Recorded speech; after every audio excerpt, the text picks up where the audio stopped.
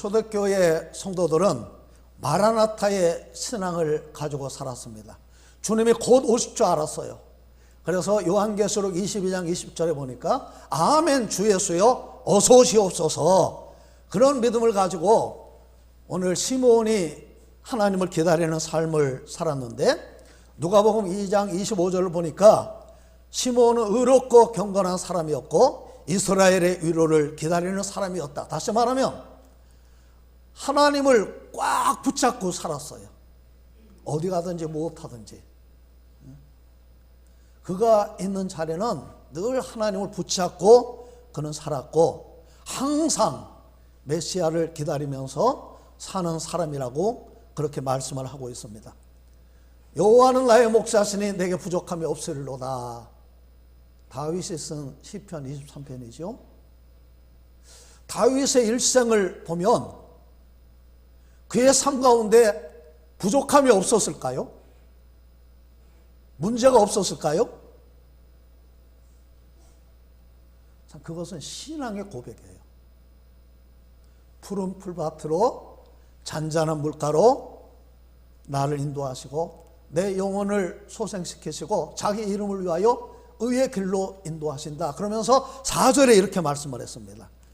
사망의 음침한 골짜기로 다닐지라도 해를 두려워하지 않을 것은 무엇 때문이에요? 주께서 나와 함께 하심이라. 그러면서 또 이렇게 말씀을 했어요. 주의 지팡이와 막대기가 나를 안위하시나이다. 이 지팡이는 양을 보호하고 양을 인도하는 데 사용을 한다고 합니다.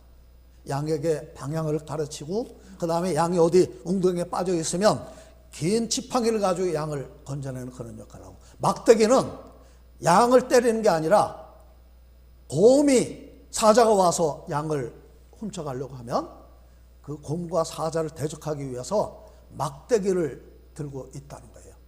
자, 주의 지팡이와 막대기가 나를 뭐 한다고요? 안위한다. 안식과 위로를 준다. 다시 말하면 평안을 준다는 거예요. 주께서 나와 함께 하시기 때문에 나에게 평안이 있습니다. 시므온처럼 하나님을 꽉 붙잡고 살면 우리는 모든 상황 속에서 감사할 수 있는 줄로 믿습니다. 어려움이 있을 때에도 그 속에서 고통이 있죠. 그러나 그 속에서 더 큰 하나님의 은혜를 체험하게 될 줄로 믿습니다. 자, 오늘 지난주에 이어서 기다림이라고 하는 제목으로 설교를 하려고 합니다. 자, 세 번째, 시므온은 성령과 동행하는 사람입니다. 우리 25절에도 보니까 성령이 그 위에 계시더라. 26절 성령의 지시를 받았더니 27절 성령의 감동으로 성전에 들어가매 그랬어요. 우리 22절, 25절 말씀을 함께 읽겠습니다. 시작. 예루살렘에 시므온이라 하는 사람이 있으니 이 사람은 의롭고 경건하여 이스라엘의 위로를 기다리는 자라. 성령이 그 위에 계시더라. 위에라고 하는 말은 그 에피, 헬라어의 에피는 위에, 가까이에라고 하는 그런 뜻이에요. 그러니까 성령이 시므온 위에 계셨다고 하는 말은 성령이 시므온과 함께 있었다, 그 말입니다. 똑같은 이야기가 마태복음 3장 16절 나옵니다. 성령이 비둘기같이 누구 위에 임했어요? 예수님 위에 임했습니다. 예수께서 세례를 받으시고 곧 물에서 올라오실 때 하늘이 열리고 하나님의 성령이 비둘기같이 내려 자기 위에 임하심을 보시더니 하늘로부터 소리가 있어 이르시되 이는 내 사랑하는 아들이요 내 기뻐하는 자라 하시니라. 예수님이 세례를 받으실 때에 비둘기 같은 성령이 예수님 위에 임하셨고, 그러니까 예수님이 공생애를 시작하신 것은 성령과 함께 하신 사역이었다는 겁니다. 자, 세례 요한은 예수님을 이렇게 증거합니다. 보라, 세상 죄를 지고 가는 하나님의 어린 양이로다. 요한복음 1장 32절을 보니까 또 이렇게 예수님을 증거합니다. 내가 보매 성령이 비둘기같이 하늘로부터 내려와서 그의 위에 머물렀더라. 나도 그를 알지 못하였으나 나를 보내어 물로 세례를 베풀라 하신 그이가 나에게 말씀하시되 성령이 내려서 누구 위에든지 머무는 것을 보거든 그가 곧 성령으로 세례를 베푸는 이인 줄 알라 하셨기에 내가 보고 그가 하나님의 아들이심을 증언하였노라 하니라. 세례 요한도 예수님이 그리스도인 것을 몰랐어요. 그런데 하나님이 세례 요한에게 그런 계시를 주셨다는 거예요. 누구든지 성령이 그 위에 머무는 것을 보면 그가 바로 그리스도고 그가 바로 메시아다. 그래서 세례 요한이 그것을 증거했다는 겁니다. 자, 구약 시대는 성령은 특별한 사람에게 임했습니다. 그런데 오순절 마가의 다락방에 성령이 강림하신 이후에는 성령이 이제는 누구에게나 임합니다. 예수님을 구주로 영접한 사람에게 성령이 임하신다는 거예요. 그것을 성령의 내주라고 말을 합니다. 자, 이것은 성령의 내주가 있고 성령의 충만이 있어요. 에베소서 5장 18절 보니까 술 취하지 말라. 이는 방탕한 것이니 오직 성령의 충만을 받으라. 그렇게 말씀을 했어요. 왜 성령 충만과 술 취하는 것을 비교를 했을까요? 현상이 똑같다는 거예요. 술 취했을 때 술의 지배를 받는 것처럼 성령에 취하게 되면 성령의 지배를 받게 된다. 그 말씀을 하고 있는 겁니다. 시몬이 성령이 그 위에 계셨다라고 하는 것은 성령이 충만했다. 그 말하고 똑같은 말입니다. 자, 26절 읽겠습니다. 시작. 그가 주의 그리스도를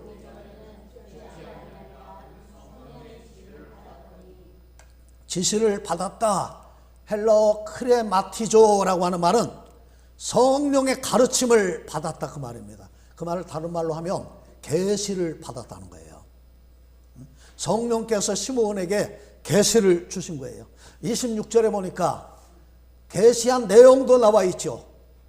뭐라고 그랬어요? 주의 그리스도를 보기 전에는 죽지 아니하리라. 너는 반드시 살아서 그리스도를 볼 거다.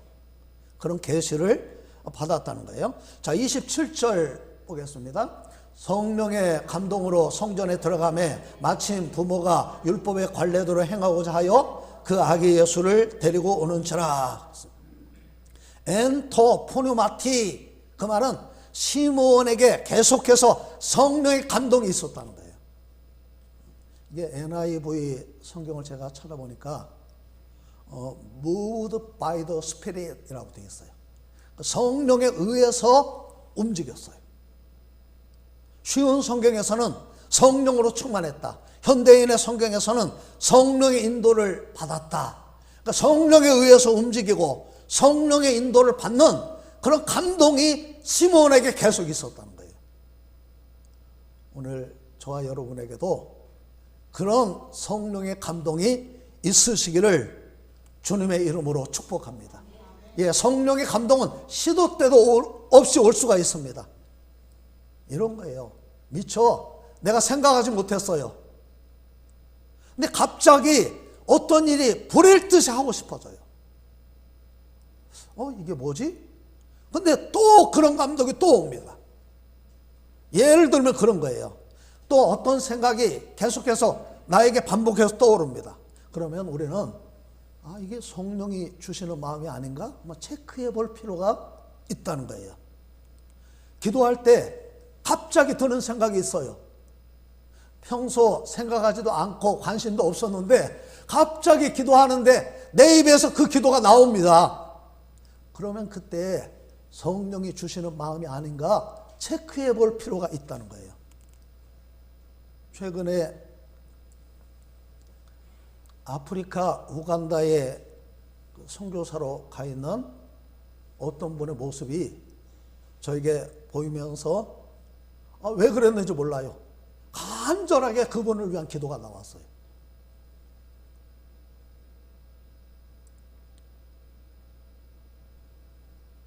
그래서 그냥 기도하는데 그런 감동이 왔어요. 하나님이 그분이 지금 그곳에서 사역하는 것을 기뻐하신다는 거예요. 그래서 제가 그분에게 카톡으로 문자를 보내고 선교 헌금을 보냈는데 그분도 기뻐하고 나도 기쁜 거예요.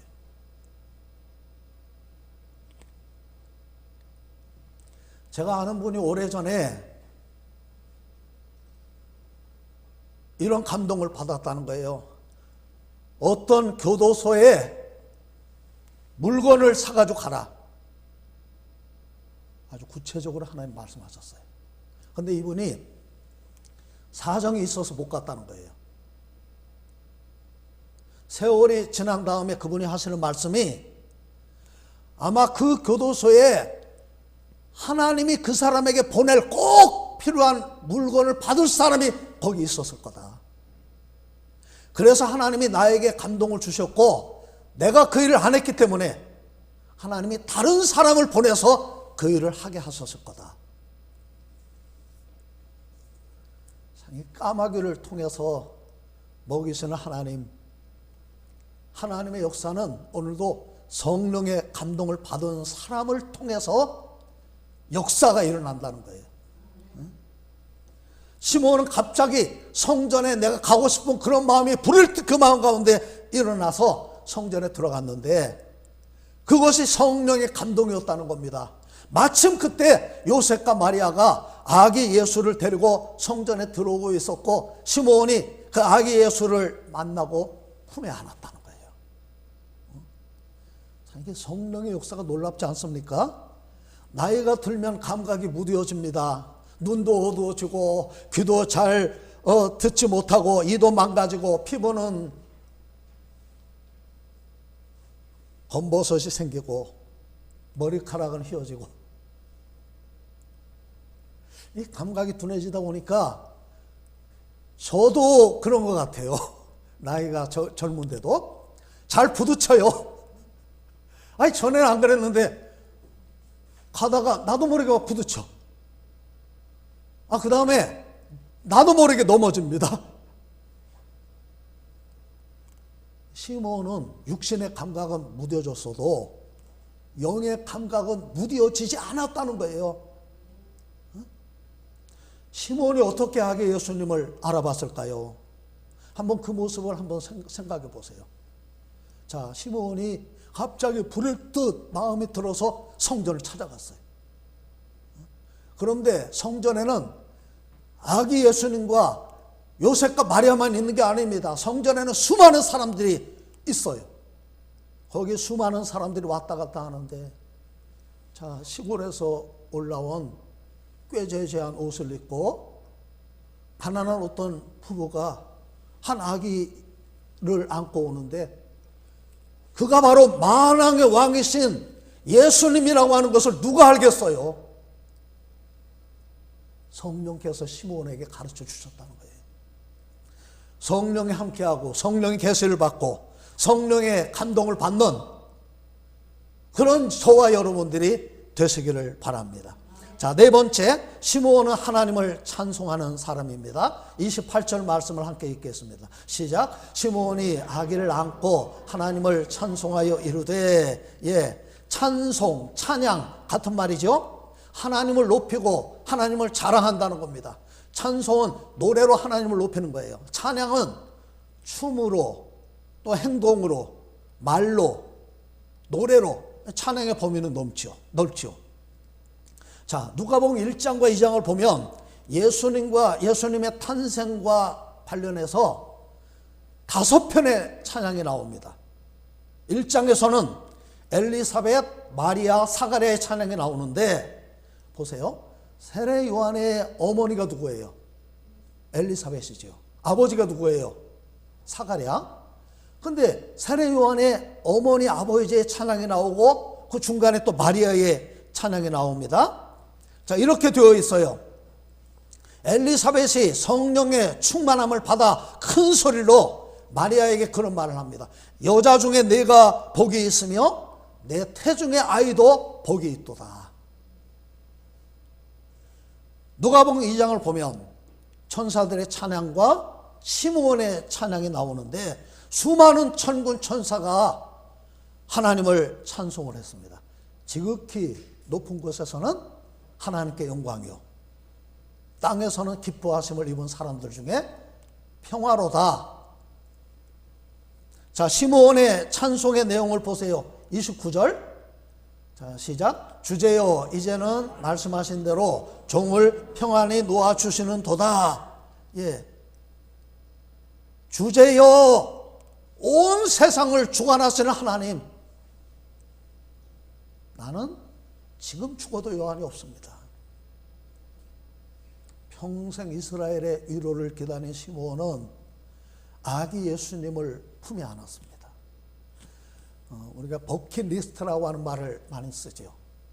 2007년에 버킷리스트라고 하는 영화가 개봉되고 대히트를 친 다음에 내가 꼭 하고 싶은 소원, 내가 어떤 꼭 해보고 싶은 그런 일을 버킷리스트라고 말을 합니다.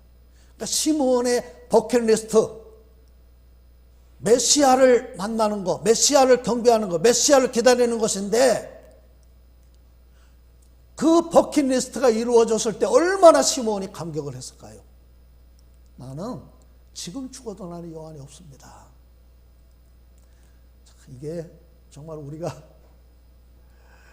우리의 삶을 다하고 주님 앞에 설 때 이런 찬송을 할 수 있다면 얼마나 좋을까요? 자, 30절 보겠습니다. 시작. 내가 내 눈이 주의 구원을 보았사오니. 예, 이 표현을 보세요. 내가 메시아를 만났다, 메시아를 보았다 그러지 않고 뭐를 봤다 그래요? 주의 구원을 보았다. 지금 내가 안고 있는 메시아를 통해서 이루어질 구원의 역사를 보았다는 거예요. 자, 우리가 받은 구원이 이렇게 놀라운 겁니다. 오늘 우리도 예수 그리스도 안에서 하나님이 행하시는 구원의 역사를 보는 그런 눈이 저와 여러분들에게도 열릴 수 있기를 바랍니다. 자, 우리 31절 32절 보겠습니다. 시작. 이는 만민 앞에 예비하신 것이요 이방에 비추는 빛이요 주의 백성 이스라엘의 영광이니이다 하니. 예, 만민을 구원하기 위해서 예비된 분이라는 거예요. 자, 시므온은 아기 예수님을 품에 안고 그 예수님을 찬양을 하는데 세 가지 말을 해요. 그는 만민을 위해 예비된 분이다.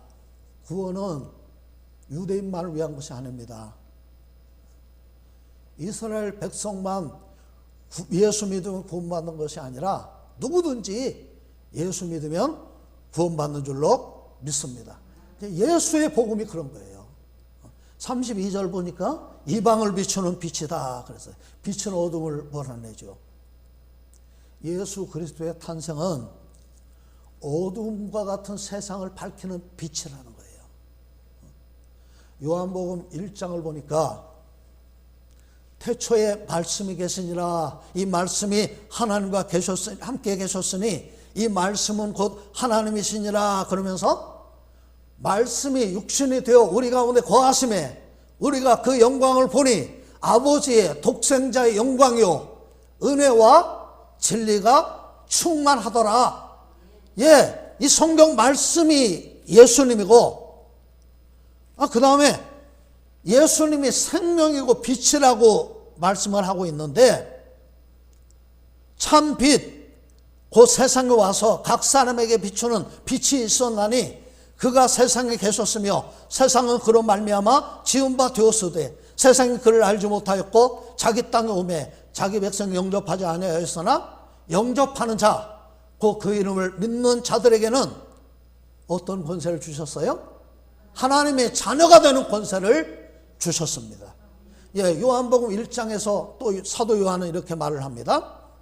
내가 그 예수를 내 눈으로 보았다는 거예요.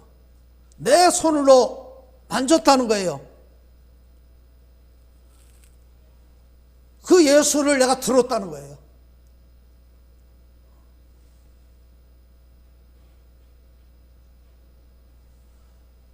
세 번째, 주의 백성 이스라엘의 영광이니이다 그랬어요. 원래 이 영광이라고 하는 단어는 하나님께만 쓰는 그런 단어입니다. 카보드, 독사, 그 단어는 하나님께 쓰는 단어예요.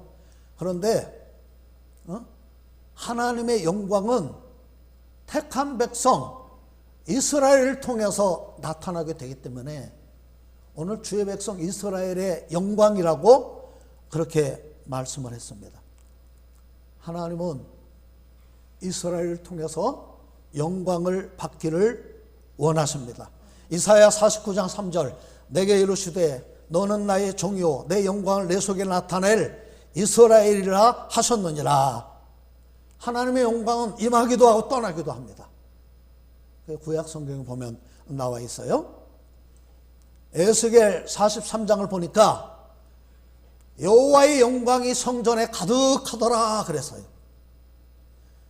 이사야 6장을 보면 이사야가 눈이 열려서 높이 계신 하나님의 보좌를 보게 됩니다. 우시야 왕이 죽던 해에 내가 본즉 주께서 높이 둘린 보좌에 앉으셨는데 그의 옷자락은 성전에 가득하였고 스랍들이 모시고 섰는데 각기 요선 날개가 있어 그 둘로는 자기의 얼굴을 가리었고 그 둘로는 자기의 발을 가리었고 그 둘로는 날면서 그렇게 소리를 쳤습니다. 거룩하다 거룩하다 만군의 여호와여 그의 영광이 온 땅에 충만하도다. 거룩하다 거룩하다 만군의 여호와여 그의 영광이 온 땅에 충만하도다. 하나님의 영광을 목격하고 이사야는 이렇게 소리를 질렀습니다. 화로다 나여 망하게 되었도다. 내가 죽게 되었도다. 죄인인 내가 만군의 하나님을 배웠습니다.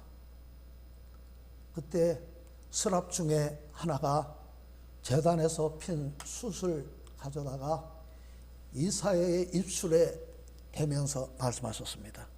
내 악이 제하여졌고 내 죄가 사하여졌느니라. 오늘 저와 여러분들이 예수 피로 말미암아 죄사함 받은 줄로 믿습니다. 그것이 하나님의 은혜입니다. 그것이 하나님의 영광입니다.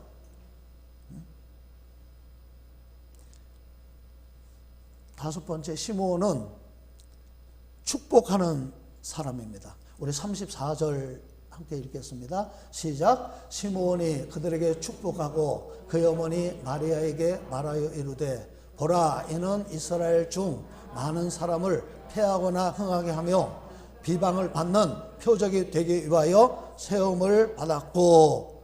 예. 자, 여기 34절 보세요. 시므온이 그들에게 뭐 했어요?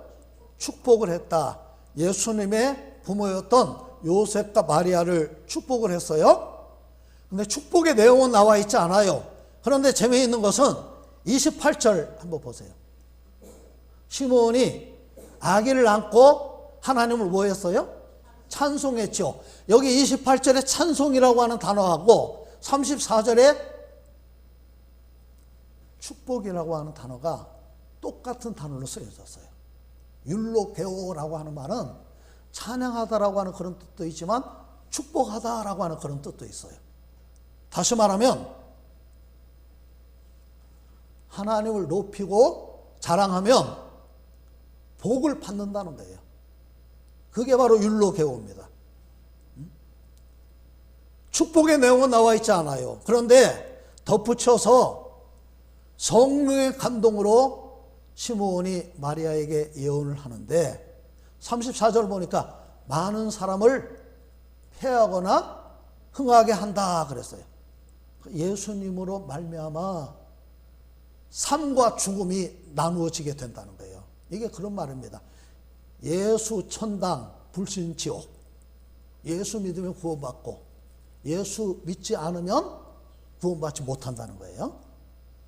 그게 우리 요한복음 3장 16절에 잘 나와 있죠.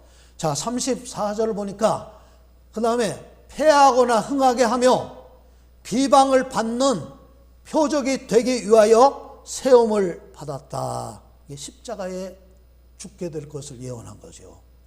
갈라디아서 3장 13절 보니까 그리스도께서 우리를 위하여 저주를 받은 바 되사 율법의 저주에서 우리를 속량하셨으니 기록된 바 나무에 달린 자마다 저주 아래에 있는 자라 하였음이라. 35절 보세요. 시작. 또 칼이 내 마음을 찌르듯 하리니 이는 여러 사람의 마음의 생각을 드러내려 함이니라. 예수님이 십자가에 달릴 때 어머니로서 당하는 고통, 칼이 내 마음을 찌르듯 하거든.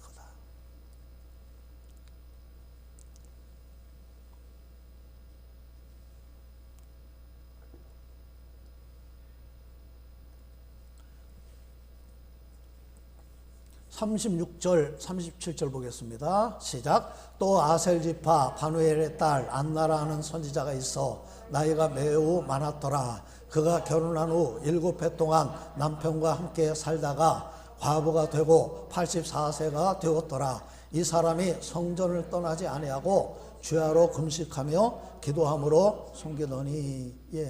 이게 시므온과 또 안나 이야기가 나오는데, 안나는 혼자 사는 여인이었어요.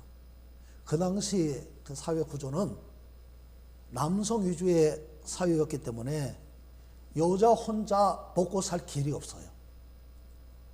여인이 혼자 산다고 하는 것은 가장 비참한 생활을 했다는 거예요. 오늘 본문을 자세히 보면 아마 안나에게는 자식이 없었던 것 같아요. 그런 여인이 하나님께 소망을 두고 성전에서 살았다는 거예요. 성전을 떠나지 않았어요. 밤낮으로 금식하며 기도했습니다. 근데 37절 보니까 밤낮으로 금식하며 기도한 그것이 뭐 한 거예요? 하나님을 섬긴 거라는 거예요. 우리가 기도로도 하나님을 섬기고, 성전을 떠나지 아니하고 하나님을 섬기고, 여러 방법으로 우리는 하나님을 섬길 수가 있죠. 자, 38절 보니까 안나가 기도한 것은 예루살렘의 속량, 다시 말하면 메시아와 관계가 있어요. 자, 38절 시작. 마침 그때에 나와서 하나님께 감사하고 예루살렘의 속량을 바라는 모든 사람에게 그에 대하여 말하니라. 그러다가 안나가 시므온처럼 성전에서 예수님을 만나서 감사하고 내가 만난 메시아를 모든 사람에게 증거했다는 거예요. 우리 대강절, 대림절 세 번째 주일, 오늘 이 자리에 나오시는 저와 여러분 모두가 시므온처럼 또 안나처럼 예수님을 기다리고 경배하는 그런 믿음의 사람들이 되시기를 바라고, 여러분의 기다림이 다 이루어지는 그런 축복이 있으시기를 간절히 바랍니다. 우리 기도하겠습니다.